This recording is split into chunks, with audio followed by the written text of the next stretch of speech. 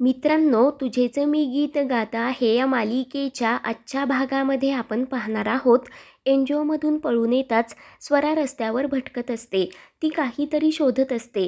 त्यानंतर रस्त्यावरील एका काकांना स्वरा विचारते, इथे खूप मोठं हॉटेल आहे, तुम्हाला माहिती आहे का?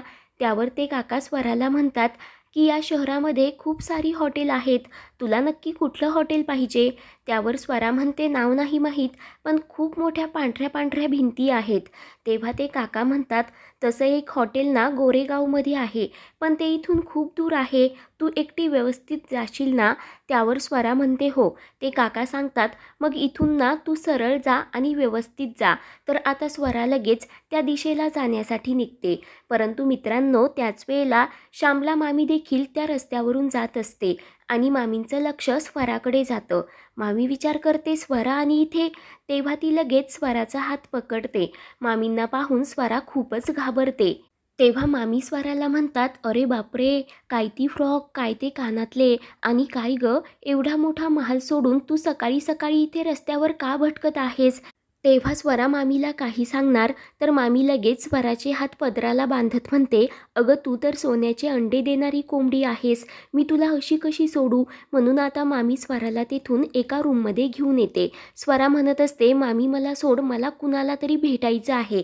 मामी म्हणते, मला अगोदर सांग, तू सकाळी सकाळी इथे रस्त्यावर काय करत होतीस? तर स्वरा म्हणत असते, मामी तुला मी आत्ता ते नाही सांगू शकत, त्या अगोदर मला कुणाला तरी भेटायचं आहे. हवं तर तू पण माझ्यासोबत तिथे चल, त्यानंतर तू जिथे म्हणशील ना तिथे यायला मी तयार आहे. तर मामी चिडूनच म्हणते, काय ग, मोठ्या शहरात येऊन तू मोठी शहाणी झालीस का? मला शेंडा लावतेस का? बऱ्या बोलाने सांग, कुणाला भेटायला चालली होतीस, नाहीतर तुला इथेच बांधून ठेवीन. तेव्हा स्वरा घाबरतच मोठ्याने ओरडत सांगते की माझ्या बाबांना. आणि ते ऐकून श्यामलाला मोठा धक्काच बसतो. ती विचारते, म्हणजे तुला माहिती आहे का तुझे बाबा कोण आहेत ते? तर स्वरा मनाशीच म्हणते, मामींना नको सांगायला की मल्हार गुरुजी माझे बाबा आहेत म्हणून. तेव्हा मामी पुन्हा एकदा स्वराला ओरडतच विचारते, कोण आहेत तुझे बाबा? तर स्वरा सांगते, शुभंकर ठाकूर. मामी धक्क्यानेच विचारते, आता हा शुभंकर ठाकूर कोण? आणि तुला कोणी सांगितलं की ते तुझे बाबा आहेत म्हणून? स्वरा सांगते, त्यांनीच सांगितलं. मामी विचारते, कधी सांगितलं? तर आता स्वरा घडलेला सर्व काही प्रकार श्यामला मामीला सांगू लागते. स्वरा म्हणते, अगं मामी, त्यांनीच मला सांगितलं की तू माझी मुलगी आहेस म्हणून. ते मला शोधत शोधत US वरून इथे आले आणि त्यांचं तिकडे ना खूप मोठं घर आहे. त्यांनी मला ते DNA रिपोर्टसुद्धा दाखवले. तर ते ऐकून मामी खुश होत म्हणते, बाप्पा, आहेस तर भिकारी, पण बाप एवढा मोठा मालदार, पोट्टे तू तर नशीबच काढलंस बघ. तर स्वरा म्हणते, अगं मामी, पुढचं तर ऐक. ते विजय काका आहेत ना, त्यांनी मल्हार गुरुजींना सांगितलं की ते DNA रिपोर्ट्स खोटे आहेत. मग मल्हार गुरुजी म्हणाले, स्वरा तू शुभंकर ठाकूरकडे अजिबात जायचं नाही, म्हणून मला पोलिसांनी त्या NGOमध्ये ठेवलं. परंतु मला त्या दोघांना सांगायचं आहे की तुम्ही अजिबात भांडू नका, म्हणून तर मी तिकडे चालले होते ना. तेव्हा ते ऐकून मामी मनाशीच म्हणते, हे DNA NGO मला तर काहीच कळेना झालं, पण एवढं मात्र कळतंय की हा खूप मोठा झांगडगुत्ता आहे. हा नक्कीच त्या मोनिका मॅडमचा डाव असणार. ती स्वराला शोधत सुद्धा असेल. आता या संधीचं सोनं करायलाच हवं, असं म्हणत मामी स्वराला त्या रूममध्ये कोंडून ठेवते आणि स्वतः बाहेर पडते. त्यानंतर इकडे मल्हार आणि शुभंकर दोघेही पोलीस स्टेशनमध्ये आलेले असतात. शुभंकर इन्स्पेक्टरला म्हणतो की तुम्हीच स्वराला NGOमध्ये पाठवलं होतं ना, मग तिच्या सेफ्टीची जबाबदारीसुद्धा तुमचीच होती. मला माहिती आहे, या मल्हार कामतनेच NGOमधून माझ्या स्वराला गायब केलं आणि स्वतः माझ्यावर आरोप करत आहे. याला आत्ताच्या आत्ता आतमध्ये टाका. तर मल्हार चिडूनच म्हणतो, खोटं बोलू नकोस, तूच स्वराला गायब केलंस आणि आता तुझी चोरी पकडली गेली म्हणून हे सगळं नाटक करत आहेस. शुभंकर म्हणतो, स्वराला गायब केल्याची शिक्षा म्हणून तुला तुझ्या पिहूला कायमचं गमवावं लागेल, हे लक्षात ठेव. मल्हार विचारतो, म्हणजे तू मला धमकी देत आहेस का? शुभंकर म्हणतो, धमकी नाही, परंतु थोड्या वेळातच स्वरा जर माझ्यासमोर आली नाही ना, तर मी तुझ्या पिहूला तुझ्यापासून कायमचं दूर करेल. तर मल्हार रागानेच म्हणतो, माझ्या दोन्ही मुलींपैकी तू कुणाला काही करण्याचा प्रयत्न केलास ना, तर बघच मी काय करतो ते. शुभंकर विचारतो, काय करशील तू? तेव्हा मल्हार रागानेच शुभंकरचा गळा दाबत असतो. तेव्हा इन्स्पेक्टर त्या दोघांवर भडकत म्हणतात, हे तुमचं घर नाही तर पोलीस स्टेशन आहे आणि मी तुम्हाला वॉर्न करतो, तुम्ही जर स्वराला शोधण्यामध्ये आम्हाला सहकार्य केलं नाहीत ना तर मी तुम्हा दोघांनाही आतमध्ये टाकेन. तर आता मल्हार आणि शुभंकर दोघेही शांत होतात. तर मंजुळा म्हणत असते, अहो साहेब, मल्हार सरांचा ना स्वरामध्ये खूप जीव आहे, आता ती सापडत नाहीये ना म्हणून त्यांचा जीव कासावीस झाला, म्हणून ते हे सगळं करत आहेत, प्लीज तुम्ही समजून घ्या. तेव्हा इन्स्पेक्टर सांगतात की आम्हाला अगोदरच NGOमधील रश्मी मॅडमचा फोन आला होता स्वरा गायब झाली म्हणून आणि त्यांचा या दोघांवरही संशय आहे, त्यामुळे आम्हाला दोन्ही बाजूंनी कसून चौकशी करायलाच हवी. आता हा नक्की काय मॅटर आहे ते NGOमध्ये गेल्यानंतरच कळेल. तर इकडे मोनिका तिच्या बाबांना फोन करून सांगत असते की तू लवकरात लवकर पिहूला मम्मासोबत आउट ऑफ इंडिया पाठवून दे, कारण तो सनी काहीही करू शकतो आणि मला अजिबात रिस्क घ्यायची नाही. आणि त्याच वेळेला मोनिकाला श्यामला मामींचा फोन येत असतो.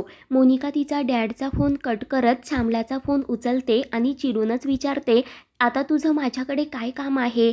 त्यावर श्यामला म्हणते, काही गं, तुझं लई डोकं चालतं ना, मी तुला फक्त सांगितलं की तुमच्या घरात जी राहते ती मुलगा नसून मुलगी आहे आणि तू त्या मुलीला दुसऱ्याची मुलगी म्हणून पार्सल करायला सुद्धा निघालीस. आणि ते ऐकताच मोनिकाला मोठा धक्का बसतो. श्यामला म्हणते, यामध्ये तुमचा नवरासुद्धा सामील आहे.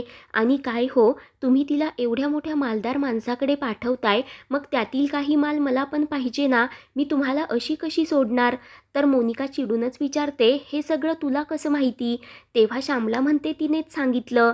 मोनिका विचारते, म्हणजे स्वरा तुझ्यासोबत आहे का? तर मामी म्हणते, हो, पण अगोदर 25 लाख रुपये दे, तरच मी स्वराला तुझ्याकडे पाठवेन. मोनिका म्हणते, पण स्वरा तुझ्याजवळ असल्याचा काय पुरावा आहे? मामी म्हणते, मी व्हिडिओ कॉल करून तुला तिचा चेहरा दाखवते.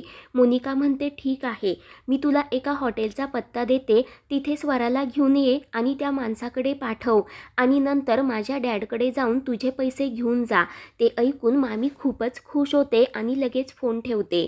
त्यानंतर मामी मोनिकाला व्हिडिओ कॉल करत स्वराला दाखवत असते. स्वरा म्हणत असते, मामी प्लीज मला माझ्या बाबांकडे घेऊन चल.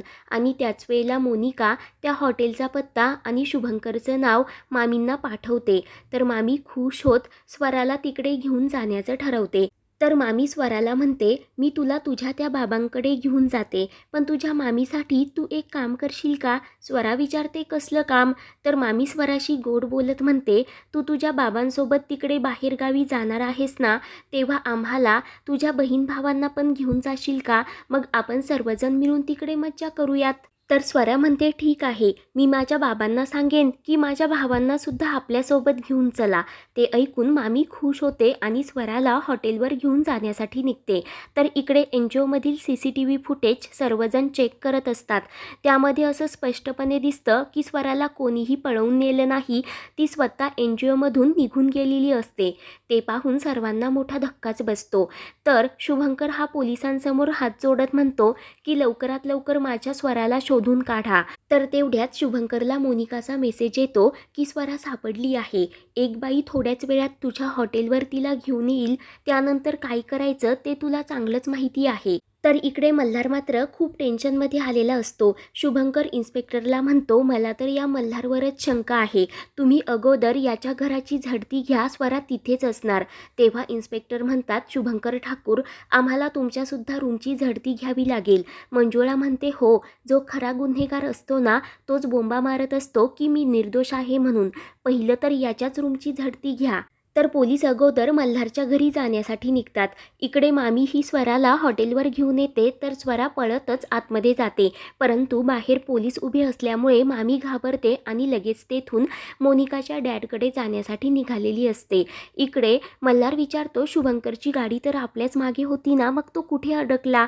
त्यावर पोलीस म्हणतात, कदाचित ते ट्रॅफिकमध्ये अडकले असतील. परंतु मल्हारला मात्र संशय आलेला असतो. तर इकडे स्वरा रूममध्ये येते आणि घटाघट पाणी पित असते. त्याच वेळेला शुभंकर पळतच तिथे येतो आणि तो रडतच स्वराला घट्ट अशी मिठी मारतो. स्वराला पाहून त्याला खूप आनंद झालेला असतो. तर मित्रांनो, पुढील भागामध्ये आपण पाहणार आहोत, स्वरा शुभंकरला सांगून टाकते की मी मल्हार आणि वैदेहीची मुलगी आहे, तुमची मुलगी नाही. तर पुढील भागांच्या अपडेटसाठी चॅनलला सबस्क्राईब करा.